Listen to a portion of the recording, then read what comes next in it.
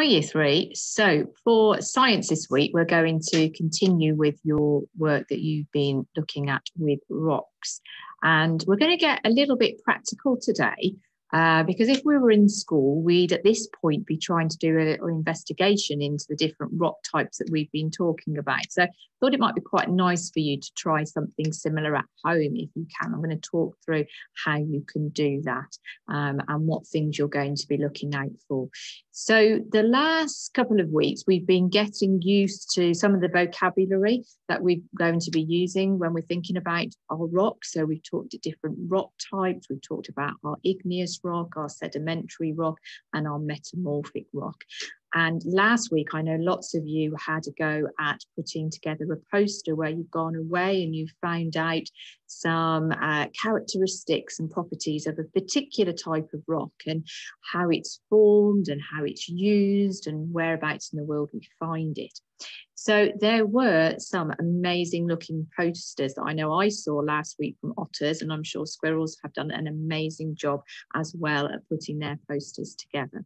So this week, what you have found out about last week may actually help in what we're going to be doing today, and helping you with your investigation, your ideas that you're going to be doing. So we're going to start together by just looking at this PowerPoint here, which I'm about to put up for you. And we are going to be thinking grouping rocks. So what are the three different types of rocks and what causes them to be so different? So if you were listening to me just a few moments ago, I did remind you of those names of the rocks. I wonder if you can remember what they are as we go through them and how they're different to each other, because that's really important, how they are actually different. So there's our first one, igneous rock. I wonder what you can remember about igneous rock. I wonder whether your poster was about an example or a type of igneous rock. We've got sedimentary rock as well as our second group that we are looking at. And then our last one is our unusual word, which is our metamorphic rock. So what makes them different then? Well, igneous, remember, is formed from magma or lava. Now, magma is on the inside of the volcano, but once that magma comes out of the volcano, remember, it's lava. So when that magma or lava has cooled down, then that forms an igneous rock. We've also got sedimentary rock as well, and this is formed under the sea as a result of sedimentation. So you remember all those little bits of sediment that are broken off, they all compact down together so that we get that layers effect in our rocks there. And we can see from the diagram how they squash down and push down on top of each other.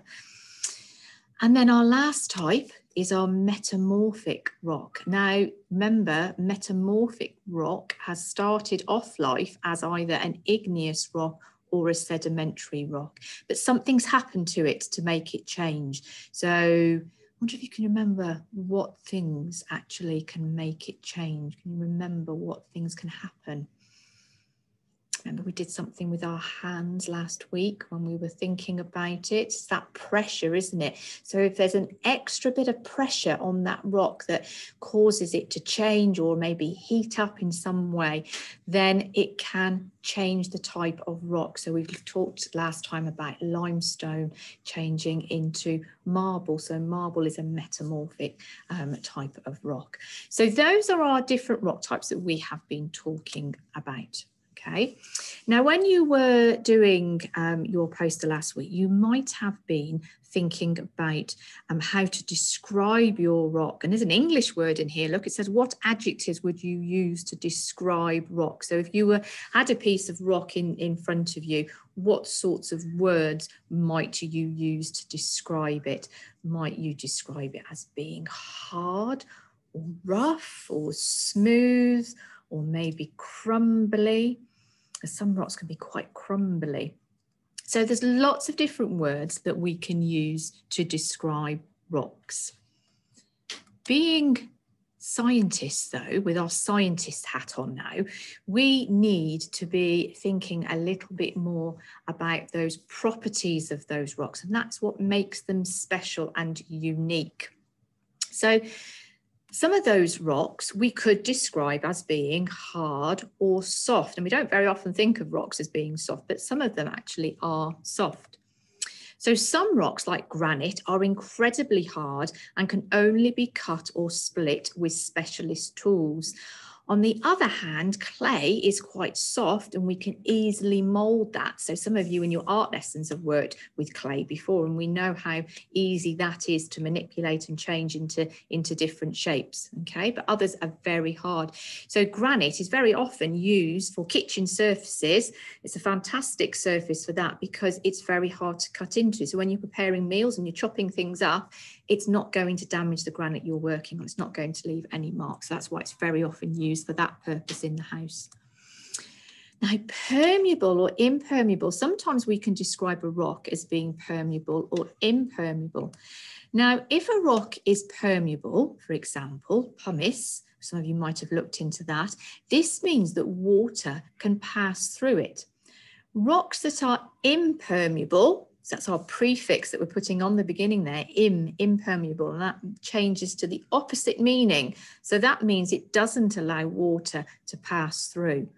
Okay, so permeable means that water will pass through it, but if it's impermeable, it doesn't allow it. Okay, so there's two other words that we could use to describe our rocks there.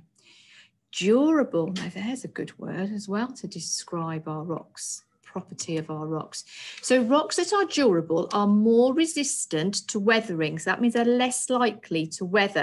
And when we use that word weathering, it means that they're not going to be broken down by the rain and the wind that's constantly battering away at them. So more durable rocks, such as marble, have been chosen to create buildings and for outside use for this reason. So very often when you see statues that are made outside in town centres, when we go out around and about, then they're very often made out of marble because that type of rock is very durable. It's hard wearing. And then another word that we can think about is density. Now, density measures how bulky the rock is.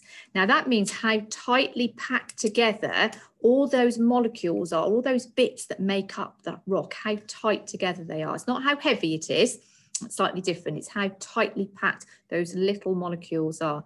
So density can be checked by testing the buoyancy, so whether they float in water. So if something is buoyant, it will float in water. If it isn't, it will sink. So high density rocks, so those ones that are really tightly packed together, they will sink, and they'll sink really quickly, whereas low density rocks are more likely to float. Okay, so that's what we mean by the word density. So I thought it would be interesting to see if you can test out some rocks or stones that you find around and about at home. Okay, so we're going to talk about how we can do that. So I'm, as you've probably noticed, in school at the moment, okay, but we have got some rocks here. Now, this one here, I have found outside. Now, I don't know what type of rock this is. I think I could probably guess from the feel of it and from looking at it, but I don't know for certain what type of rock it is. So hopefully by investigating and finding out, it might help me to come up with an answer or a good prediction as to what this might be. So the first thing we can do to give us a bit of a clue is to test for hardness, because some rocks are harder than others. So remember, granite, for example, was really hard, wasn't it? So to test for hardness, we can actually use some sandpaper to see how easy it is to scrape away bits of rock, okay? Because some bits will come off very easily.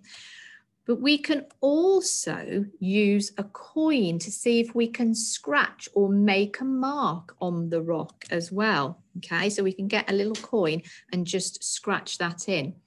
So if I just come out of that for a second. So I've got that piece of rock there and I've got some sandpaper here. All right, so you might have some of this in the garage at home. Just check before you go and help yourself to it though, and make sure that you're using the right thing. And you can just scratch away at it there, okay?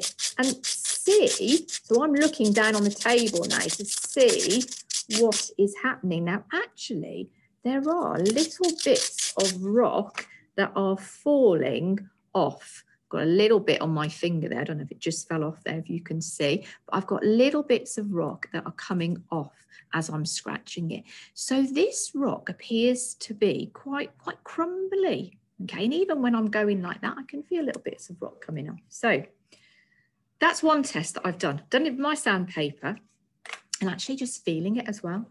But I'm now going to get a coin and I'm going to have a go at just scratching and seeing if I can get a mark on there. Now, I'm scratching away. There's a little white mark that's sort of developing on there. It's not scratching it, it's not making a dent in it at all, but it is leaving a mark on there.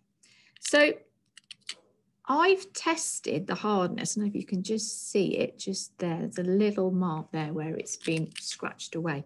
So that's my one type of stone there that I've tested for hardness. But I've also got some other ones here again that I have found. Now they're all similar sizes, you can see there, okay? So in the same way, I can do the same test with these ones and see how they compare when we sand it down and when we scratch it with a coin, okay? So we go back to the PowerPoint again now. So that's our one test that we can do, but we can also as well think about as well permeability. So to test the permeability, we can see what happens to water when it is slowly dripped or poured onto the rock. So see a little picture here of some water that's being squeezed on and dropped onto the rock there, okay? And we can also see what happens if we were to leave the rock in a small bowl or a cup of water. Okay, so it might be that we might put it in something like that. So how would we know, do you think, if the rock was permeable or impermeable? By doing those two things there. I wonder how we would tell. Well, if we were to get our rock, I'll stick with the same rock I had before. Let me just come out of this for a second. There are two things then that we've been given ideas that we could do. We could pop it in a bowl of water, a cup of water, any cup that you've got, could put it into that and leave that piece of stone in there for a time, I don't know, maybe about an hour or something like that. Now, if you were to put a little marker on here to see what level the water was at, if this rock was permeable, that means it's going to absorb some of that water. So the water level in here will reduce by a little bit, but will reduce if this rock is permeable. If it's impermeable, it's not going to take any of the water, so that level is not going to change. So that might be something you might like to try out to see if you can work out whether the rock that you've got is permeable or impermeable. Equally, you could, like the other pictures showed, slowly pour some water onto your rock and just see what happens. Does it pour straight off and trickle down the sides, or does actually some of it go into the rock? Can you see it absorbing? You have to pour it over quite slowly. So there's two different ways that you can test your stone there for permeability, and try it out and see how it works, okay? We come back to our PowerPoint again. So far we've tested for hardness and we've tested for permeability. The next thing that we can look at is density. So again, we could use the bowl of water to see if first of all, the rock sinks straight to the bottom, or if it's able to float, or how quickly it sinks to the bottom. Okay, so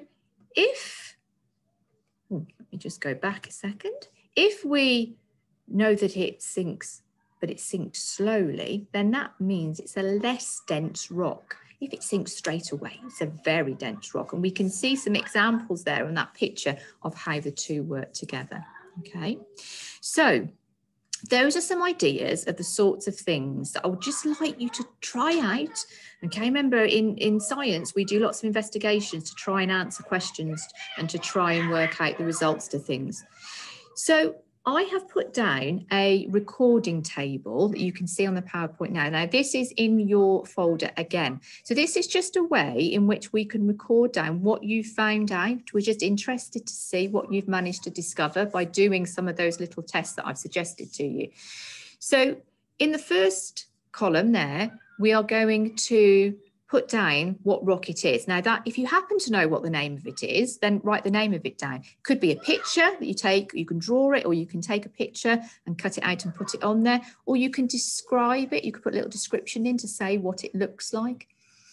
And then we're going to test for the hardness using the sandpaper or the coin, and you're going to record down what happens when you do those tests. The permeability using the water, so either dropping it on or leaving it in there to soak. And then the density, so whether it's able to float or not in that water, okay, that you have got.